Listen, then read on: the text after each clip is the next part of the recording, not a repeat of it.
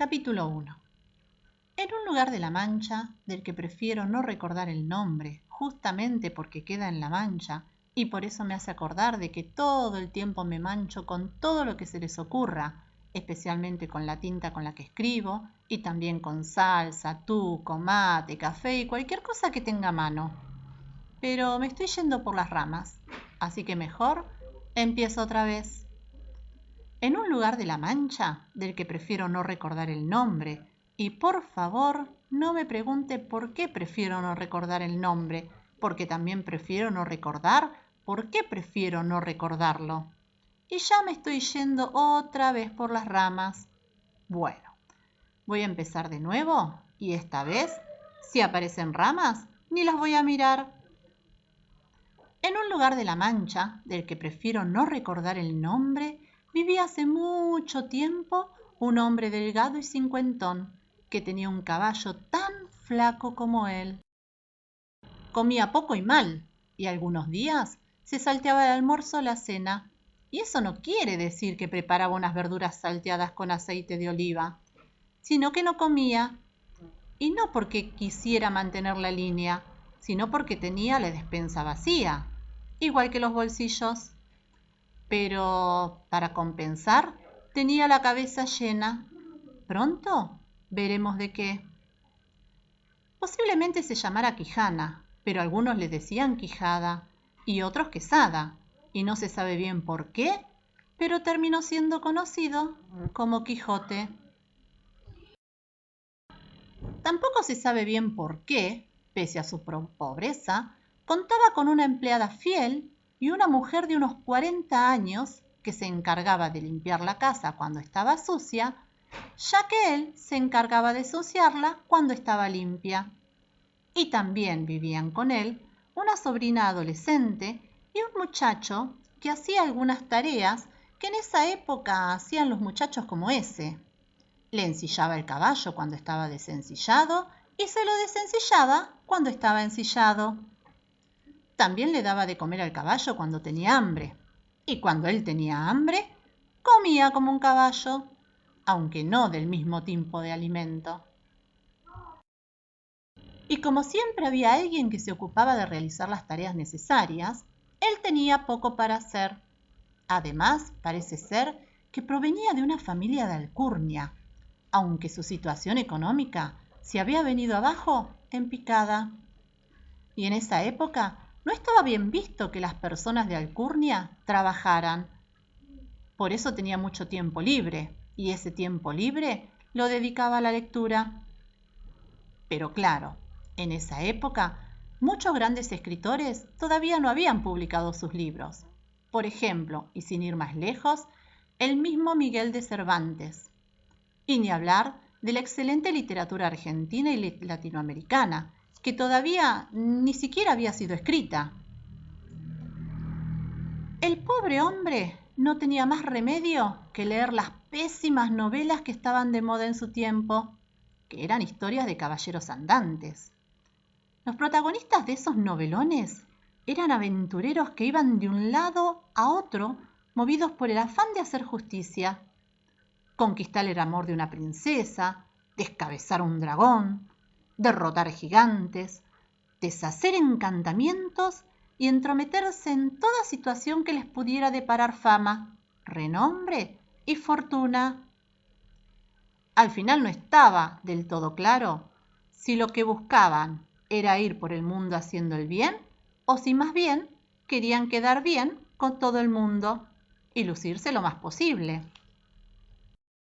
La cuestión es que este hombre consumía novelas de caballería como quien come chocolate, y así como una persona puede volverse adicta a las golosinas y terminar con el hígado destrozado, él se engolosinó con esa clase de libros, con sus personajes, sus hazañas y sus sucesos, hasta que sus sesos quedaron carcomidos por tanta lectura indigesta.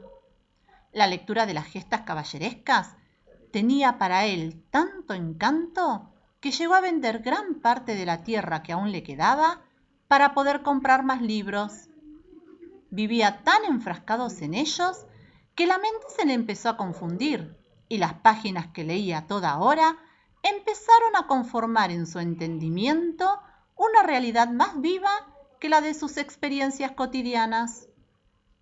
Conocía de memoria las insólitas aventuras de más de 100 caballeros, y sus nombres y sus hazañas se agolpaban en su sien como modelos del sumo bien, a quienes anhelaba imitar. La pasión de Don Quijote por los caballeros andantes no tenía cura, y para colmo, en los momentos en los que no se dedicaba a la lectura, solía conversar con el cura del lugar, Paco Pérez, y con maese Nicolás el barbero, acerca del mismo tema. Es decir, era un hombre monotemático, lo cual no quiere decir que su tema predilecto fueran los monos y tampoco una combinación de monerías y matemática, sino que tenía un solo interés, las novelas de caballeros andantes. Y con el tiempo se convirtió en ejemplo de lo mal que puede hacer leer solamente lo que está de moda y no tener ningún discernimiento acerca de lo que se lee. Con el cura y el barbero solía discutir quién había sido el caballero más valiente de toda la tierra, si Amadís de Gaula o Palmerín de Inglaterra. El caso es que los momentos de cordura de Don Quijote eran cada vez más escasos. En cambio, sus momentos de gordura eran totalmente inexistentes, ya que tenía una delgadez extrema.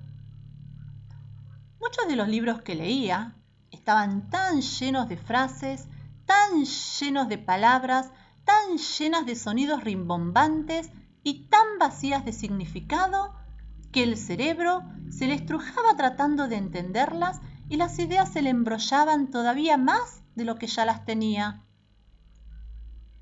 Fue entonces cuando en su enmarañada cabeza despuntó una idea que puso puntos suspensivos a la vida que llevaba hasta ese momento y apuntó a convertirlo en héroe de puntiaguda lanza en mano, como los protagonistas de tantas novelas que había leído.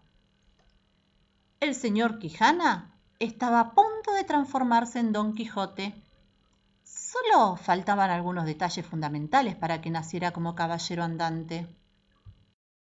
Como él bien sabía, gracias a tanta lectura, era imprescindible que un caballero tuviera un caballo. Sin dudarlo, se acercó al suyo, que a decir verdad, era bastante entrado en años y salido en kilos. Es decir, ya no era joven ni brioso, y le sobraba edad, del mismo modo que le faltaba peso. Pero como Don Quijote había empezado a ver el mundo con unos ojos que transformaban todo lo que veían, lo encontró en excelentes condiciones y decidió que, de allí en más, lo llamaría Rocinante. También sabía que la vida de un caballero andante no estaba completa sin la presencia de una mujer de la que estuviera totalmente enamorado y a la que le dedicara sus triunfos y sus proezas. Don Quijote recordó que cerca de allí vivía una campesina llamada Aldonza Lorenzo, y en un santiamén su imaginación la convirtió en una dama delicada y distinguida, dueña de su corazón. La bautizó con el nombre de Dulcinea del Toboso. Durante toda la semana se dedicó a conseguir una armadura, un escudo, un casco y una lanza, elementos indispensables para un caballero andante, y a ponerlos en buenas condiciones. Y por fin un día, antes del amanecer, partió sin despedirse de ninguna de las personas que conocía y se lanzó, lanza en mano, a la aventura.